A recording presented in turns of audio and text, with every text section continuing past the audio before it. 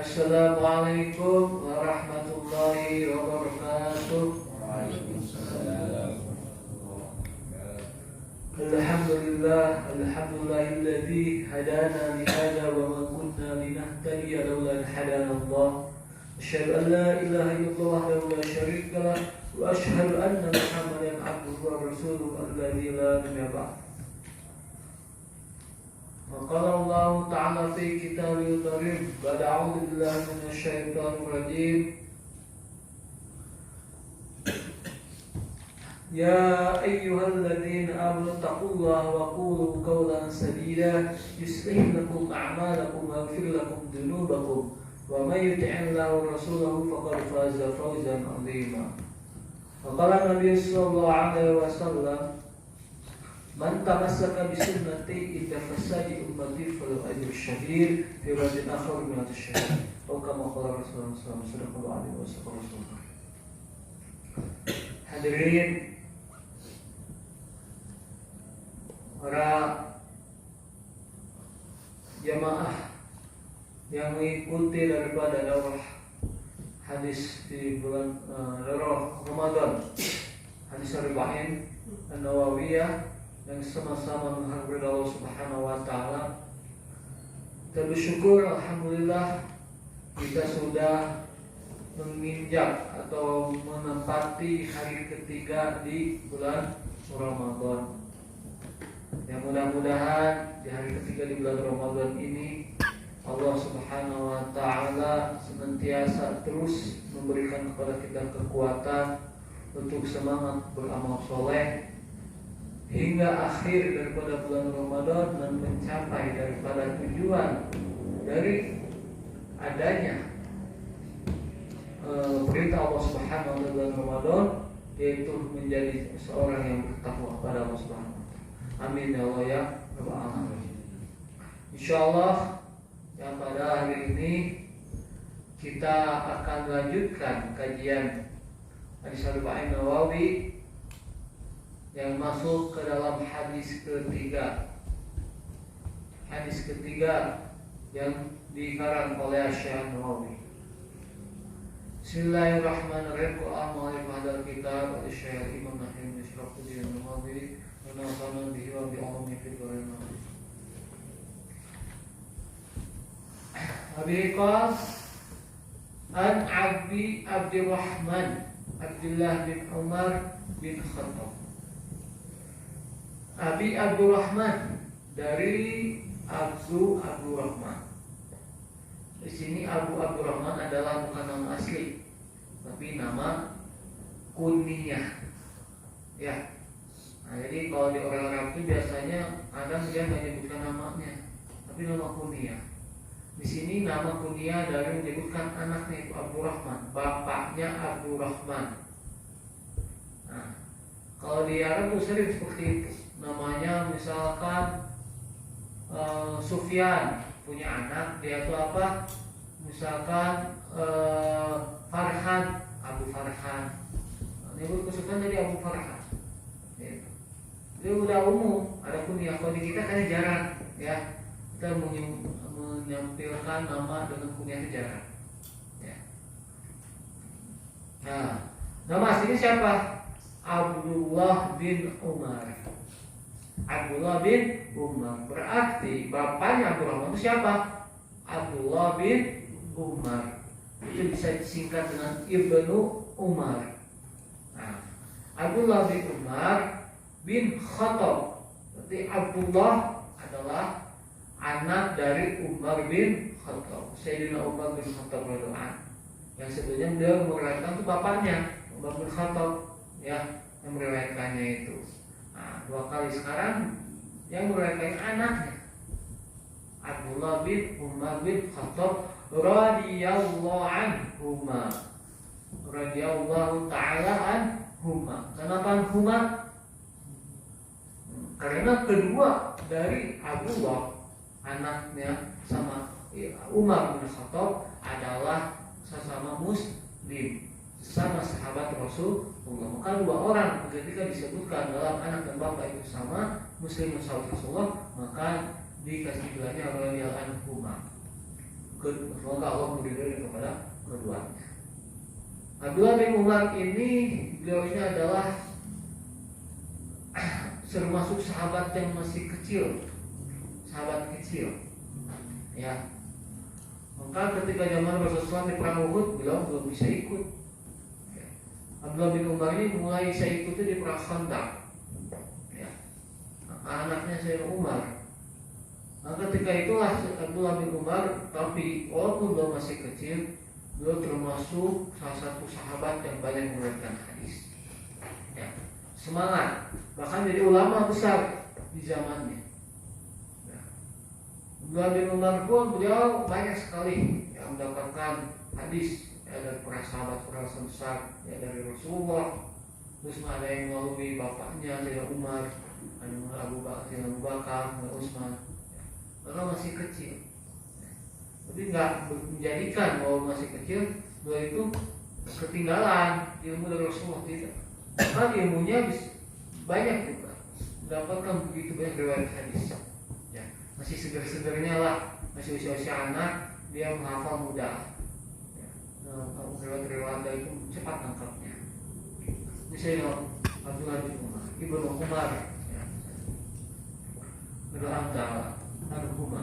Kalau beliau berkata, sami'tu Rasulullah SAW.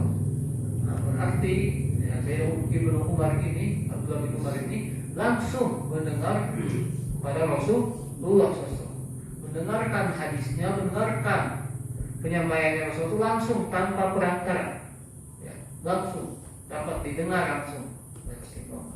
Walaupun beliau masih kecil. Ketika itu dia usia berapa ketika mendapatkan hadis ini. Yaqul Rasulullah SAW bersabda, Bunyal Islamu ala khamsin. Islam dibangun atas 5 perkara. Nah, ini sebenarnya sebelumnya kita sudah pernah membahas ya. Hadis kedua itu tentang masalah mal Islam. Apa itu Islam? Nah, itu kan nggak jauh beda isinya. Tentang Islam sama dunia Islam di sini. Kemarin kita sudah sempat membahas syarahnya, ya, lumayan panjang, tinggal begitu panjang, waktu sudah mencukupi. Jadi saya akan membahas di sini tidak akan terlalu panjang, ya, hanya menambahkan aja ya, selain yang kemarin syarah.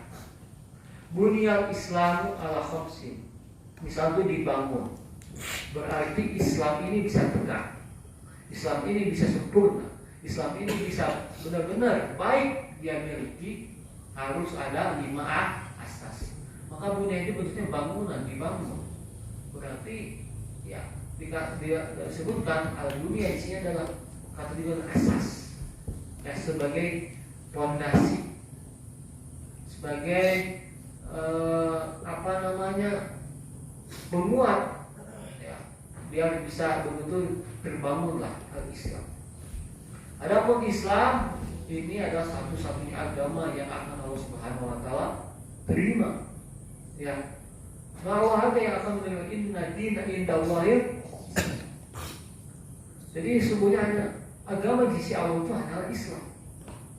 Kita sebagai seorang muslim kita harus yakin, wajib kita yakin bahwasanya Islam itu benar-benar Islam yang benar-benar diterima oleh Allah Subhanahu wa taala. Ya. Nah, sedangkan maupun mungkin agama lain yang mereka percaya masing-masing, menurut mereka agama yang mereka percaya itu yang benar, katanya. Silahkan mereka menguji, tapi yakini menurut kita selain Islam agama itu salah. Selain agama Islam adalah tersesat. Yakini itu. Ya.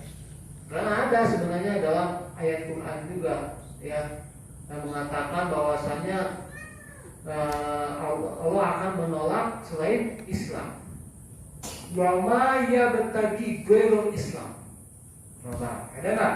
Wa ma yabtaghi ghairal Islam dinan falan yuqbala minhu wa huwa fil akhirati minal khasirin. Ya. Barang siapa mencari agama selain agama Islam, barang siapa yang mencari agama selain agama Islam, maka sekali-kali tidaklah akan diterima. Tuh, udah jelas nih. Tidak akan diterima sekali pun tidak akan terima selain agama Islam daripadanya. Dan dia di akhirat termasuk orang-orang yang merugi. Ini ayat ini menguatkan daripada ayat yang inna dina indal Islam pada surat Al-Imran ayat 19. Lalu dilanjutkan pada ayat yang Al-Imran ayat ke-85 mengatakan bahwasanya selain agama Islam sekali-kali tidak akan pernah diterima. Ya. Jadi ini maka wajar kalau kita mengatakan bahwa dia tidak masuk Islam, dia orang kafir. Dia mengingkari daripada agama Allah. Agama Allah hanya satu saja, Islam. Ya. Lalu mengatakan Islam itu fitrah. Islam itu adalah suatu fitrah. Jadi kullu mauludin yuladu al fitrah. Setiap yang dilahirkan itu terlahir dalam keadaan fitrah. Maka siapapun bayi yang lahir yang dimana saja dia lahir asalnya adalah orang Islam. Semua sudah dibaiat, sudah diikrarkan di alam ruh sana. Semua manusia itu beriman kepada Allah, sudah menjadi orang Islam. Tapi yuhawwi aba wahu yuhawwidunahu wa yunasirunahu wa yajlisunahu. Hanya saja kedua orang tuanya yang menjadikan fitrah si anak itu berubah. Kalau kedua orang tuanya Yahudi, maka ikutlah si anak jadi Yahudi. Kalau kedua orang tuanya Nasrani, Kristen, maka ikutlah anak yang itu jadi Kristen. Kalau anaknya orang tuanya seorang Majusi, maka anaknya jadi seorang Majusi. Nah, ini ya. Jadi kalau melihat bayi ini sebenarnya semua itu fitrah dalam keadaan Islam. Maka kalau seandainya ada anak yang lahir kedua orang tuanya meninggalnya kafir dulunya, ya dalam keadaan kafir tuh kedua orang tuanya, belum sempat ketemu mungkin meninggal dunianya, ya belum sempat dikasih baiat apalah gitu, kasih bakti segala lain mungkin sama kedua orang tuanya ke bayi itu, sudah lah itu masih fitrah dalam orang menjadi orang Islam, karena dia sudah asal dari bayi itu fitrahnya. Ya, maka sungguh sangat bersyukur kita dilahirkan dari orang tua yang sudah menjadi orang Muslim. Kalau alam nih, tadinya kita ini kalau lahir dari orang Kristen, apakah kita langsung wapak? Pasti siapa langsung tahu kita gitu, kan? Bisa. Mungkin saatnya kita walaupun belajar ada orang Islam, tetap mempercayai apa yang diyakini oleh bapak kita, kan? Masya Allah. Alhamdulillah, ya kita dalam seorang Islam. Nah ini dibangun Islam ini bisa benar-benar sempurna. Ya. Waman ata bihadil khamsin faqad tamma Islam. Maka apabila seorang ada memiliki 5 perkara ini, maka sungguh sempurna keislamannya. Sempurna di sini ya terbentuk Islamnya ngebangun. Benar ya, untuk buat bangunan ya. Maka apa sih yang perlu bahan pokok dibangun bangunan itu? Nah itu. Kalau bahan pokok bangunan itu yang dibangun itu ada, nah, udah terbangun. Di sini ada 5 ya. Yang pertama syahadatu an la ilaha illallah. Ada mengatakan syahadati an la ilaha illallah. Ya, wa syahadatu maka dia mengambil dari kata tadi sebagai mutada. Kalau syahadati dia jadi badal khamsin. Ya, di kasroh. Syahadat itu bersaksinya bahwasanya la ilaha illallah. Tiada yang berhak disembah kecuali Allah wa ana, dan bahwasanya Muhammad SAW adalah utusan Allah. Nah ini kita bahas kemarin ya. Ini syahadat, ini persaksian kaum di seorang Islam itu, ini pintunya pertama. Pondasi pertama ini dulu gitu. Sebelum kita memiliki bangunan lain, bentuk bahan lain, harus ada dulu ini gitu ya. Kalau misalkan tanahnya lah gitu ya. Kalau itu buat bangunan kita nggak pakai tanah gimana gitu kan? Nggak ada fondasinya dulu. Itu dulu bisa terbangun. Jadi yang paling pokok utama ini adalah syahadat itu, saksi kepada Allah dan Muhammad. Maka orang kalau misalnya di akhir hayatnya man akhir kalami man qala la ilaha Akhirul kalami la ilaha illallah dakhala jannah. Barang siapa yang dari kalamnya, perkataannya mengucapkan la ilaha illallah, pasti dia masuk surga, dijamin sama Allah. Ya walaupun banyak maksiat apa, tapi bisa nih nanti di mau sekarang itu mau jatuh, dia bisa mengucapkan la ilaha illallah di akhir ayat tersebut perkataannya, masuk surga. Ini keutamaan yang sangat besar. Ya, ini fondasi pertama. Lalu yang kedua, iqamus shalah, mendirikan sholat. Nah, terbentuk Islam itu yang kedua harus mendirikan sholat wajib. Ya, kalau dalam bangunan apa, misalkan ada batu, misalkan ya dikasih batu terbangun, dicampur batu. Ya, atau misalkan pakai tiang. Nah, tiang pertama yang pokok ini adalah syahadat, nih. Tiang kedua ini sholat. Kayak ini, kalau ada sholat nih dia tegakkan, tapi nggak syahadat dulu. Nah, terbentuk dia Islamnya? Gak akan. Bangunan dia beli langsung batu gitu kan, tapi nggak ada beli tanah apa atau beli tiang, tapi tiangnya nggak bukan dari tiang yang betul-betul kokoh.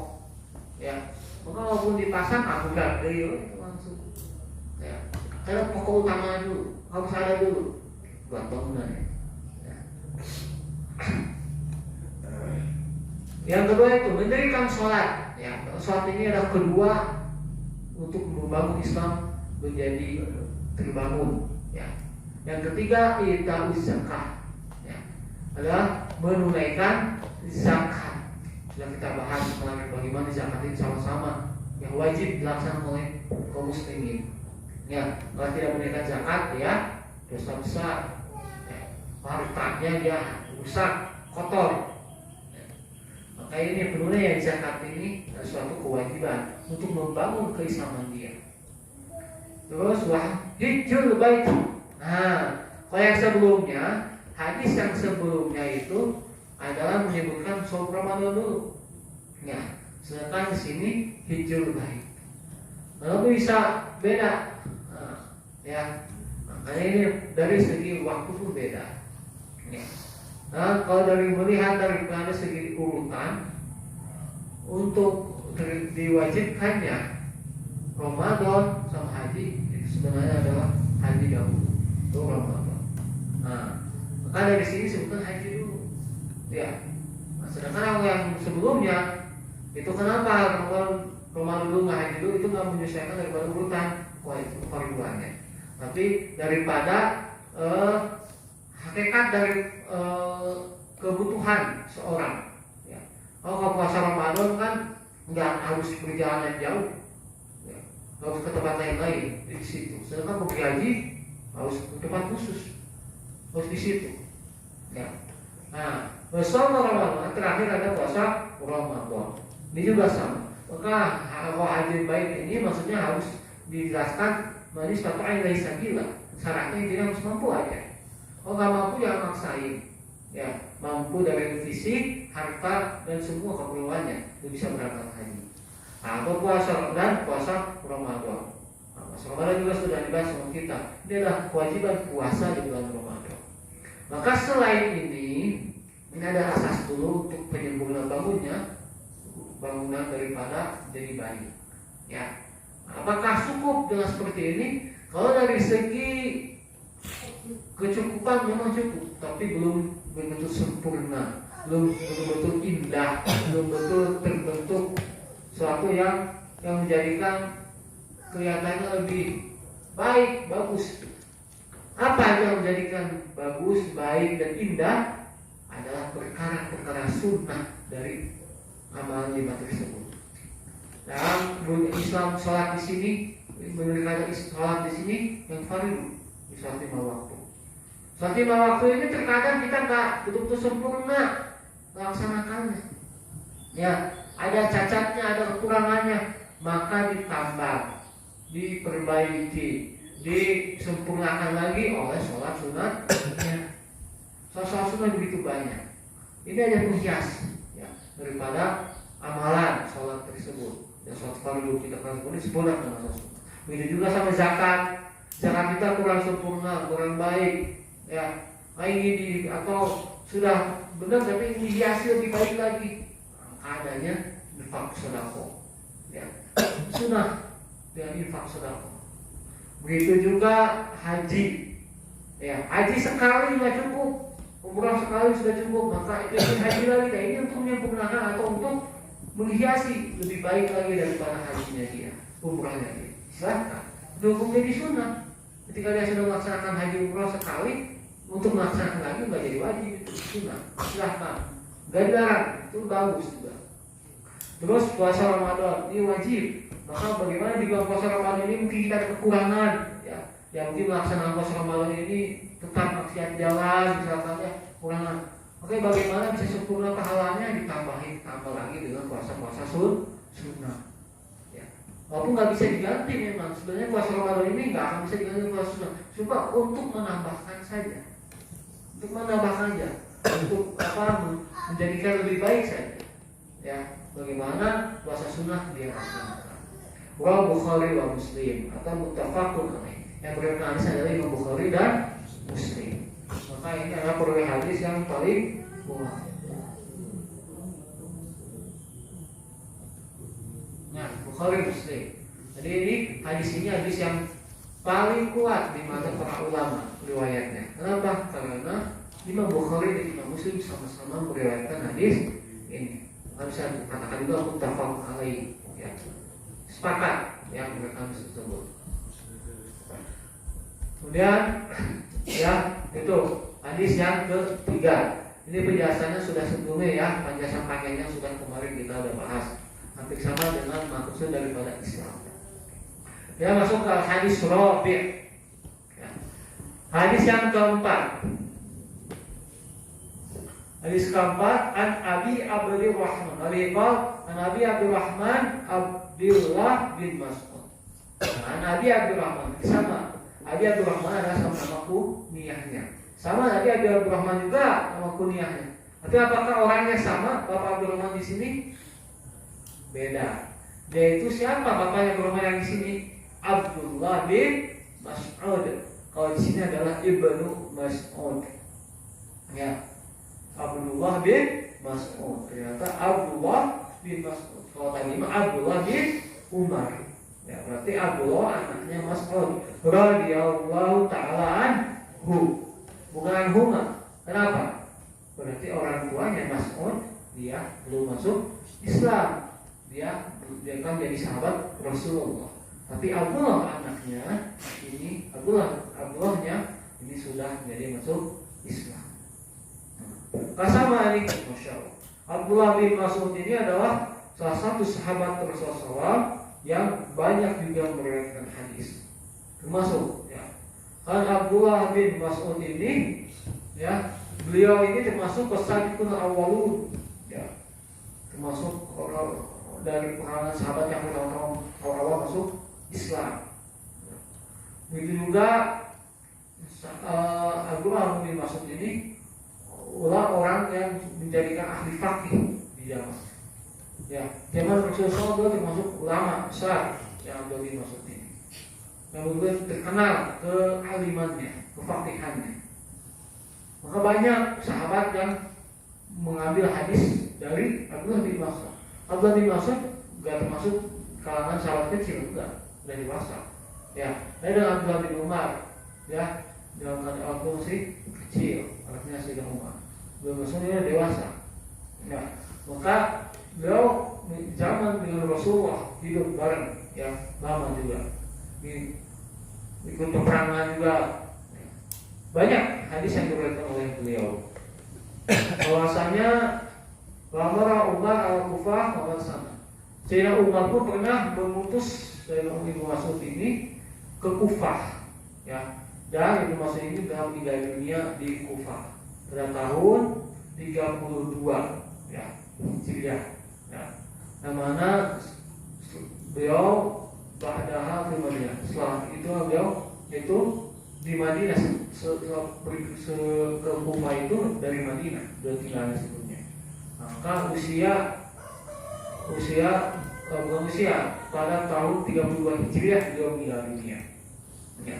Termasuk ulama besar ya, Imam Mas'ud radhiyallahu anhu. Haddatsana Rasulullah sallallahu alaihi wasallam. Nah, haddatsana Rasulullah SAW menceritakan kepada kami. Nah, berarti ini belum tentu, ya, berarti ini sama, haddatsana juga sama. Ini langsung dia mendapatkan dari Rasulullah SAW. Rasulullah menceritakan kepada kami. Ya. Wa huwa shadiqul masduq. Dan sedangkan beliau ini Rasulullah itu apa? As-shadiqul masduq. Maka apa disebut as-shadiqul masduq? Inilah Rasulullah. Kalau orang mengatakan as-shadiq, ini sifatnya orang yang benar, orang yang jujur. Al-masduq dibenarkan, dijujurkan. Berarti ini tingkat kepercayaan yang sangat tinggi. Rasulullah ini sangat dipercaya sekali. Dengan orang lain mengatakan beliau itu benar, beliau sendiri memang benar, jujur. Ya, maka beliau kasih julukan as-shadiqul masduq. Nanti ya orang mulai sebut belum masuk kayak gini, belum mungkin berbohong. Ya, ayo benar Rasulullah memiliki sifat wajibnya, yaitu siddiq. Ya, nah, ini sifatnya Rasulullah memang. Benar orang Rasul yang jujur, jadi percaya semua dengan apapun yang disabdakan oleh Rasulullah, dikatakan oleh Rasulullah SAW. Anna hadakum yujma'u khalqu fi batni ummi. Nah, ini kita akan membahas pada hadis ini adalah penentuan daripada ciptaan Allah terhadap manusia beserta nasib atau takdir yang Allah Subhanahu wa taala berikan untuk manusia itu sendiri. Anna ahadakum, bahwasanya seseorang di antara kalian yujma'u khalquhu, ya, penciptaannya dikumpulkan, ya, fi batni ummihi, di perut ibunya. Ya, maksudnya apa? Ibunya mengandung. Ibu kalau di perut mengandung, di perut kan di perut. Nah, ibu mengandung itu adalah bukti terkumpulnya proses penciptaan manusia. Tapi penciptaan anak si ibu tersebut. Ya, walaupun sebenarnya apakah manusia diciptakan dari perut ibu? Asalnya tidak.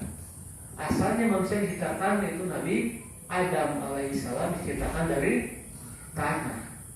Cuma yang bisa merasakan ciptaan manusia dari tanah enggak manusia lain-lainnya, hanya Nabi Adam alaihissalam. Setelah itu sudah, ya.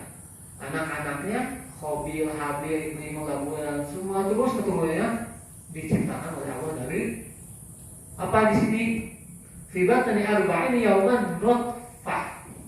Dari apa? Nutfah, dari air mani. Ya, air mani. Nah, kayak banyak ya ayat Quran yang menyebutkan bahwasanya manusia itu Allah Subhanahu wa taala ciptakan dari nutfah, dari air mani. Ya. Mimma ya.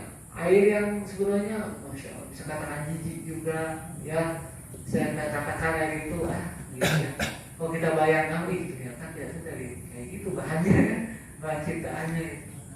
Ya, bukan bahan dari hal-hal yang bagus baik, ternyata ya seperti itu. Tapi dengan kuasa Allah, ini kuasanya Allah, dari air mani, ya, yang 40 hari di dalam perut ibunya ini bisa berubah, ya, bisa berubah. Selanjutnya summa yakunu alaqatan bisadari. Kemudian setelah 40 hari nutfah itu dia mesti berubah jadi alaqah. Jadi apa? Segumpal darah. Di segumpal darah. Tuh, segumpal darah. Jadi kalau kita bisa buktikan sebenarnya, kalau melihat ibu-ibu lagi hamil 1 bulan, ya, harus bulan lebih aja, mau 2 bulan, keguguran. Coba, ketika keguguran itu yang keluar itu apakah daging, apakah bentuk dari bayi, atau bentuk masih darah? Itu masih darah. Ada Pak ibu yang baru hamil, mungkin dia udah nggak bisa diam, baru sebulan tuh keguguran darah itu keluar.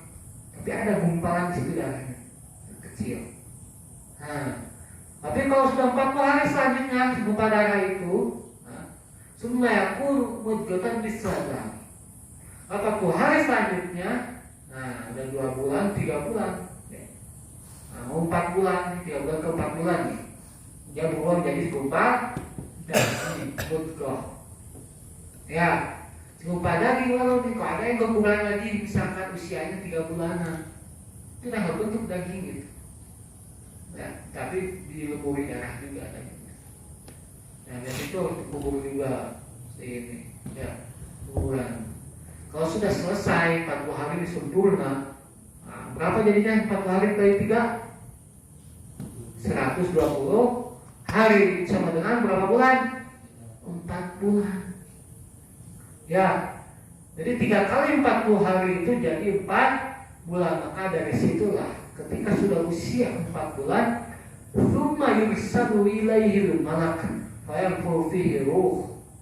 Kemudian diutus kepadanya, kepada perut ibunya, kepada anak yang ada di perut ibunya yang sudah 40 hari kali 4 bulan itu, diutus ada malaikat datang ke situ, ngapain? Fayanfukhu fihi ruh. Malaikat itu meniupkan ruh pada anak tersebut. Maka ya 4 bulanan ini 4 bulanan. 4 bulanan apa? 4 bulanan hamilnya. Kenapa bisa syukuran 4 bulanan? Karena mensyukuri mulai hidup anaknya, mulai dikasih ruh oleh Allah. Maka di usia ciptaan Allah Subhanahu wa taala manusia yang begitu indah proses penciptaannya itu, dari segumpal daging berapa hari lanjutnya berbentuk ya. Selain diberikan ruh, itu mulai pembentukan juga. Ya, dimulai dibuatkan hidung, dibuatkan telinga, dibuatkan terus proses itu habis 4 bulan itu. Nah, pertama ruhnya kamu lahir, maka benar masya Allah syukuran tuh ya bagus lah. Karena hidup gitu kan, mulai dikasih ruh, dikasih kehidupan anak kita semua, bukan kita ya, antum semua ini ketika di usia 4 bulan kan itu udah mulai hidup. Nggak akan ngerasain antum ya, kita nggak akan ngerasain, tapi Allah yang mengatur itu. Ya, sudah ditiupkan dulu itu ngapain nih malaikat?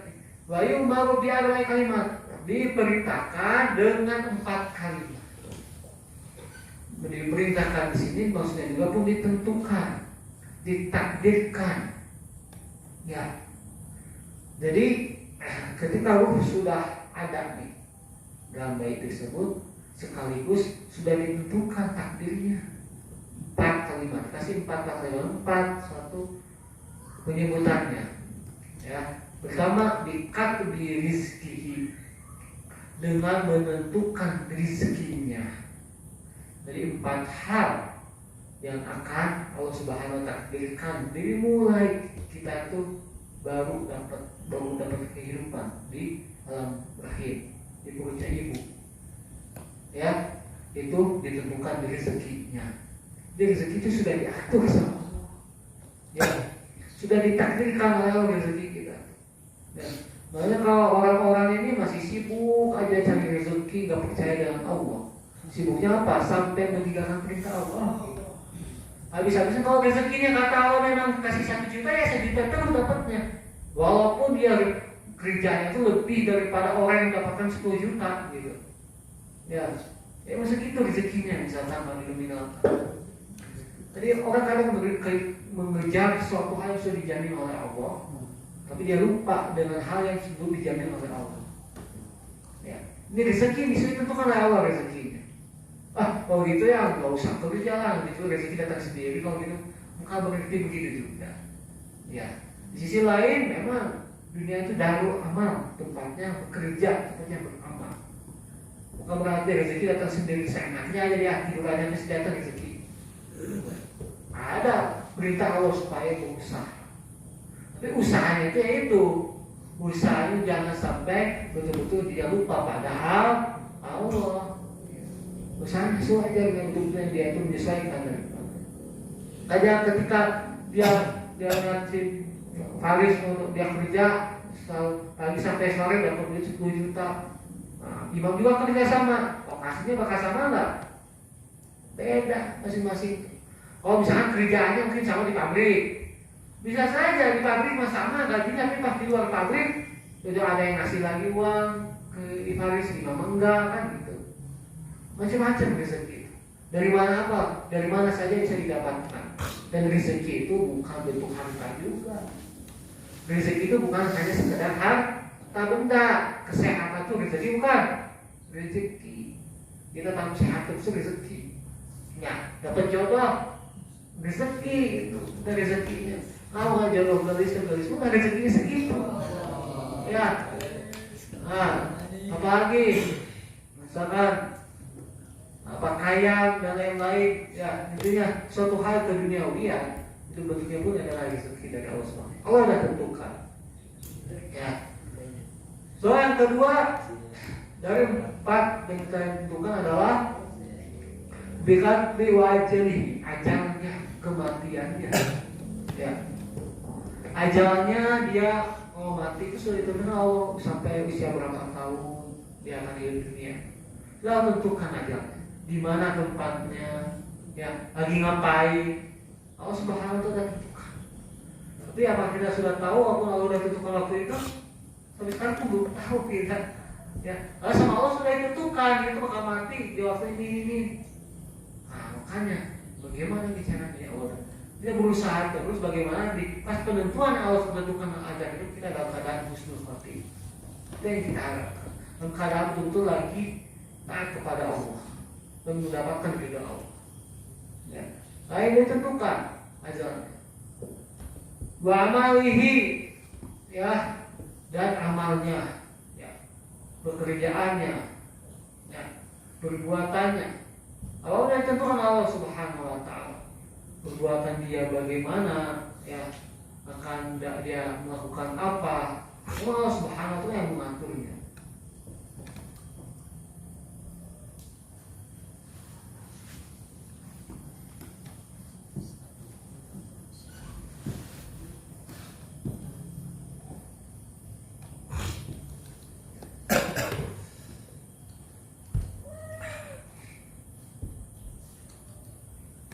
Dan wasyakiyun au sa'id, buruk, sengsara atau bahagianya.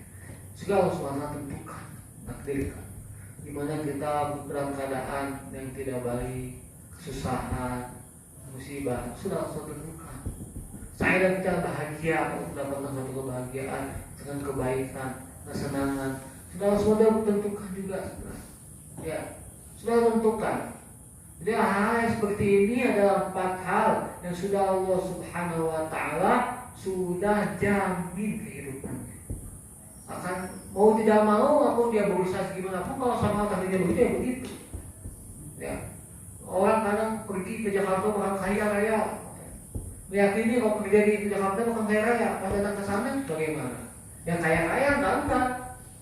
Ya, cari pekerjaan ada yang dapat ada yang enggak. Kenapa? Ya emang mungkin Allah takdirkan rezeki ini seperti itu, dia harus kaya. Yang pasti itu bukan patokan untuk mendapatkan kemuliaan. Ya, segimanapun baiknya dalam masalah duniawi, itu bukan patokan kita bakalan sukses di hadapan Allah Subhanahu wa Ta'ala. Yang sukses di hadapan Allah Subhanahu wa Ta'ala itulah ketika kita belum mendapatkan ridha Allah. Itu adalah lain beriman dan beramal soleh. Itu yang ditingkatkan, itu yang diperhatikan. Segimana pun duniawi yang didapatkan, ya, ketika dia beriman kepada Allah, bertakwa kepada Allah, benar, baik, itu yang melakukan kesuksesan. Wallahi, maka demi Allah, bersumpah Rasulullah SAW, alladzi la ilaha ghairuh, yang tidak ada yang berhak disembah, tidak ada yang Tuhan selain Allah, yang tidak ada yang berhak selain Allah. Allah ya, Rasulullah SAW, inna ahadakum, sesungguhnya seorang di antara kalian la ya'malu bi amali ahli jannah, dia itu beramal dengan amalan ahli surga. Dia berbuat dengan perbuatan yang menjadikan dia ahli surga.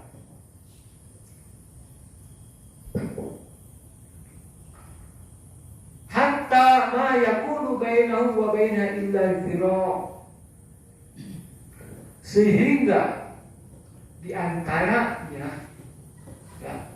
wa baina, di antara amal dia atau dia di antara orang tersebut dan di antara surga itu udah dekat illa zero, kecuali zero. Jadi jaraknya dia itu sudah zero, udah dekat sekali. Zero ini ukuran ini ukuran kayak setengah meter lagi lah kurang lebih. Sudah dekat dia tuh orangnya itu untuk masuk surga itu. Tinggal satu langkah sudah ke surga. Fayasbiqu alaihi kitab fayamalu bi'amali ahlinya. Kemudian kitab telah mendahului, telah menentukan, takdir telah menentukan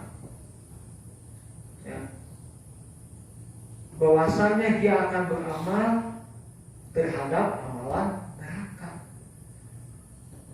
Kan dia ketika Masya Allah senantiasa beramal surga, dengan amalan surga tersebut dia itu sudah dekat dengan surga. Tapi Masya Allah yasbiqu alaihi kitab, tapi penentuan takdir dia telah mendahului bahwasanya dia beramal ahli neraka. Di penghujung dia seharusnya sebenarnya masuk surga beramal ahli neraka. Dia mencoba untuk melakukan amalan ahli neraka. Fayadkhuluha, kemudian dia masuk ke neraka. Ini alhamdulillah, insyaallah dia sudah banyak beramal soleh, beramal kebaikan, yang mana sudah dekat dengan surganya Allah Subhanahu wa taala. Di penghujung usianya, di penghujung kehidupannya, dia melakukan amal maksiat, melakukan amal-amal ahli neraka. Akhirnya dia jadinya masuknya ini tuh ada Allah SWT jadikan seperti itu. Kata Rasulullah SAW, baina hadakum, maka sungguhnya seseorang dari kalian juga dia beramal dengan amal ahli neraka. Ada seorang yang sedang beramal dengan ahli neraka. Hatta ma yakunu bainahu wa baina illa zira, sehingga dia di antara dia dan di neraka itu jaraknya itu tidak ada jarak kecuali 1 zero. Tidak ada jarak dia itu dengan neraka itu ada mau masuk neraka, tapi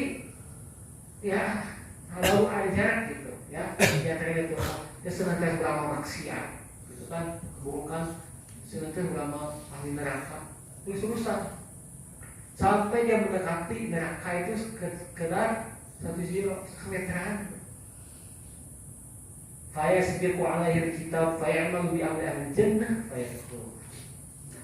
Maka kita penentuan telah mendahulunya, kemudian dia beramal amalan ahli surga, fayadkhuluha, kemudian dia masuk surga.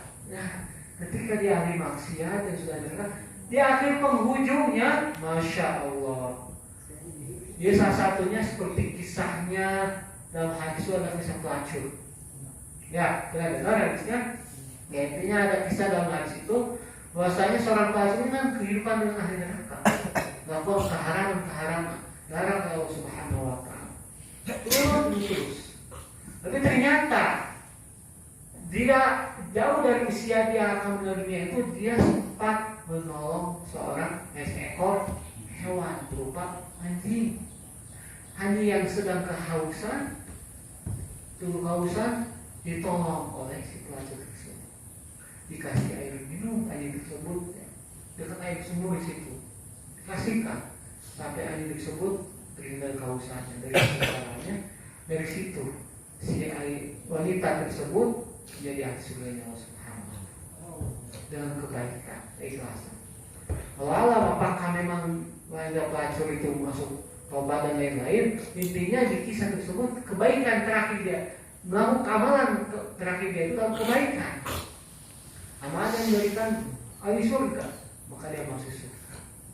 Maka di sini pentingnya tidak ada rasa sombong dalam berbuat kebaikan selama kita belum mati. Walaupun kita sudah masya Allah sudah habis Quran nih, ya. Saya udah ahli ibadah, apa pasti masuk surga. Udah ada bangga, udah yakin. Belum tentu, ya. Ternyata ketika antum ngomong sekarang mungkin masya Allah habis Quran, ahli ibadah, keluar dari pesantren misalkan langsung berkecimpung dengan pergaulan di luar, ternyata di situ nggak jauh dia usianya mau mati.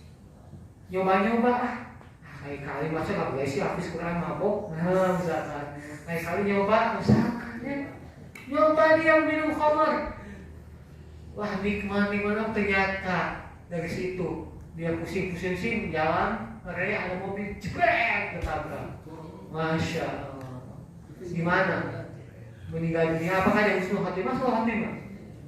Jadi itu salah satu daripada gambarannya. Ya, orang berbuat baik tapi dia tidak karena masya Allah tergoda dengan keburukan. Allah hanya nyoba-nyoba sebenarnya. Pas nyoba tuh gak jauh dia usianya segitu.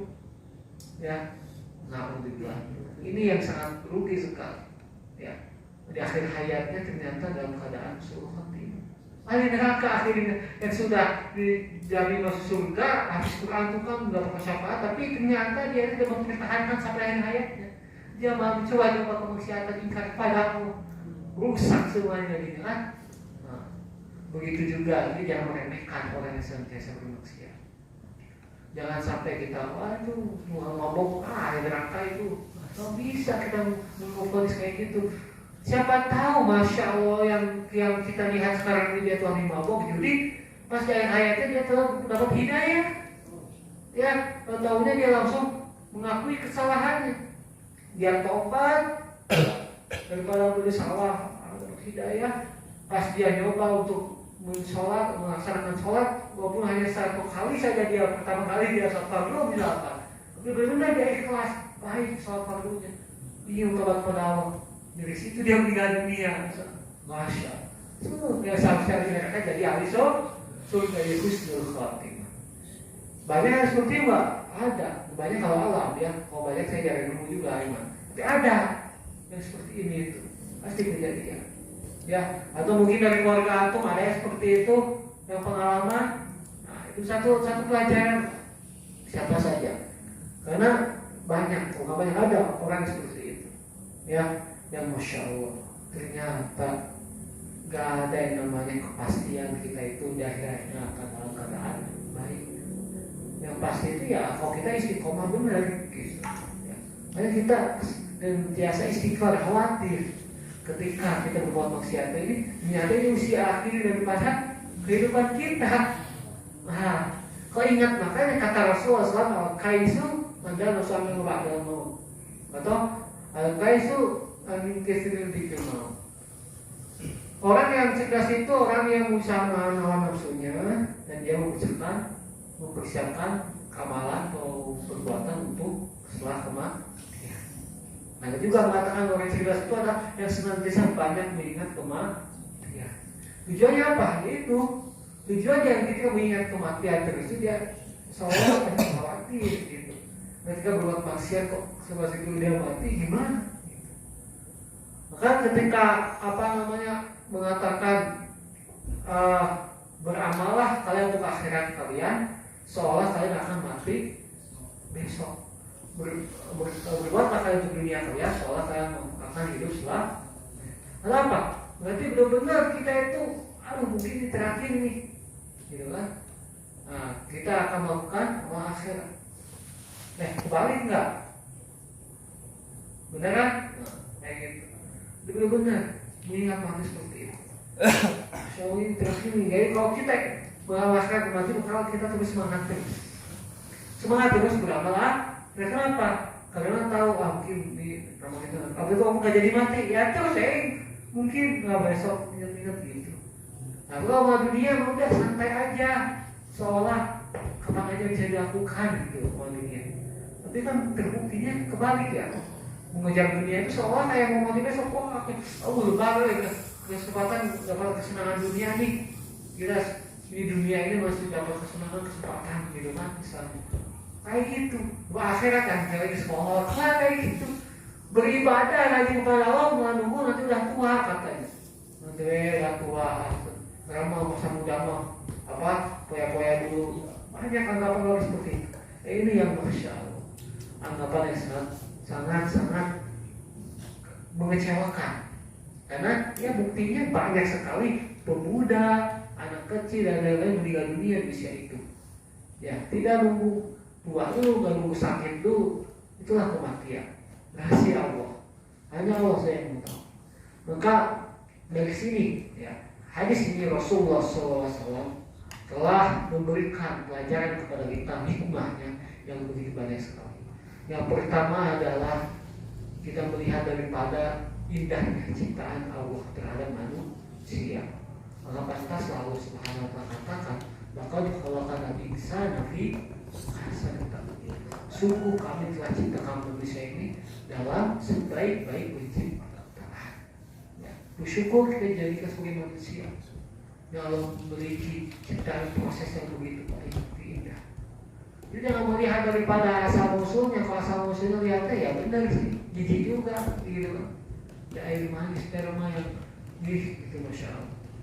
Jijik ya, tapi masya Allah tidak berarti dari hal seperti Allah yang kuasa bisa menjadikan seperti ini, masya Allah. Ya, diciptakan. Ya, sperma memang gak jauh beda sebenarnya, tapi kok bisa ya beda-beda wajahnya, beda-beda mukanya. Ini kuasa Allah yang ngatur. Kalau semau daripada orang tua tuh, kalau misalkan ya setiap orang yang itu dia sendiri misalkan yang buat anaknya itu nggak tahu gimana jadinya, gimana prosesnya juga gimana caranya, harus pakai minum makan ini campurin wah kayak gimana misalkan. Nggak perlu, cukup lah jaga baik-baik perutnya, yang makan biasa aja gitu. Nanti betul-betul tidak menjadikan rusak rahim dari ibu tersebut. Ya. Ini luar biasa ya Allah ciptakan kita dengan proses yang begitu indah. Dalam waktu bilang Allah kabarkan di dalam hadis Rasulullah SAW, Al-Quranul Al-Mu'minun. Ayat berapa sama Mu'minun? Dengan ciptaan manusia itu lagi dari Rasulullah Khalidun. Setelah itu tuh ayat berapa ya? 9 kayaknya. Ya, antara 8-9 ya. 12. Itu Rasulullah ayat berapa itu? 12-an. Ya setelah ayat itu tuh Allah menerangkan tentang ciptaan manusia dan agama ini. Ya, masya Allah. Ini luar biasanya. Tuh hikmah pertama ya. Hikmah yang kedua yaitu adalah bagaimana ajal kita sudah Allah Subhanahu wa taala 4 hal yang Allah SWT takdirkan dalam kehidupan kita.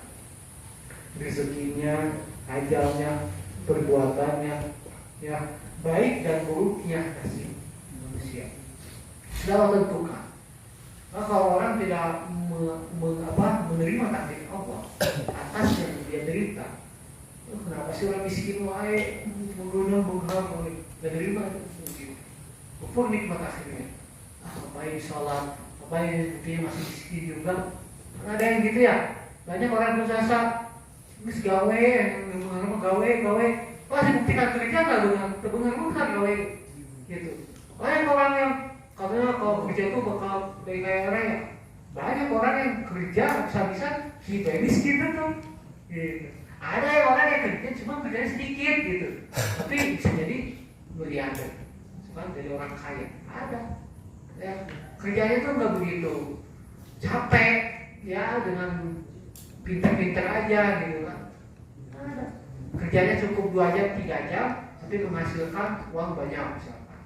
Kayak lain. Itu udah takdir Allah gitu. Udah Allah tentukan ya, emang dia tuh akan jadi seperti itu rezekinya. Ya, ini jangan menyamakan ketika kita miskin dia kaya raya. di sekolah saya tuh udah usaha gini dan menerima dia yang terdirau itu kufur nikmat. Dia akan menjadikan rumah dia dekat dengan Allah. Ya, tapi kalau dia bersyukur itu alhamdulillah masih ada yang lebih miskin dari saya, masih ada yang lebih parah dari saya. Lihatnya seperti itu. Jadi kalau melihat dunia itu yang melihat yang atas, kalau melihat dunia melihat yang di bawah kita. Tapi kalau melihat masalah akhirat, masalah amal agama, ibadah, melihat yang di atas. Gitu, jangan dibalik-balik ya. Kalau ada santri yang masih melihat daripada keduniaan orang lain yang lebih baik darinya, terus dia merasa minder, merasa dia malu dan lain-lain, sehingga dia ingin seperti itu, aduh, di mana dia jiwa rasa ingin senang di surganya, masih lebih memilih kayak senang dunia aja, kan gitu. Ayo pas dia ibadah ini semangat, gak ada pengen nyusul ibadahnya itu, ada dia mau emang lagi banyak saya nggak bisa apa, udah saya mah kan kayak gitu. Dia tuh bagaimana dia bisa melakukan amal ibadah segitu, saya juga harus bisa seperti itu. Itulah buktinya yang baik benar-benar yang harus kita pikirkan. Ya, ajalnya amalnya tidak keburukan. Yang kedua, yang ketiga ya adalah hikmah yang kita ambil di sini, bagaimana amal-amal kita dalam kebaikan ini jangan sombong. Jangan jadi motivasi saya ini baru sampai pasti di surga. Terus kita tuh meremehkan yang lain. Ya, hati-hati, jangan ada sombong. Kebaikan kita syukuri saja, alhamdulillah. Kita sekarang habis Quran, kita semangat terus. Jangan berani-berani kita mencoba untuk beramal kemaksiatan dengan rasa sengaja kita.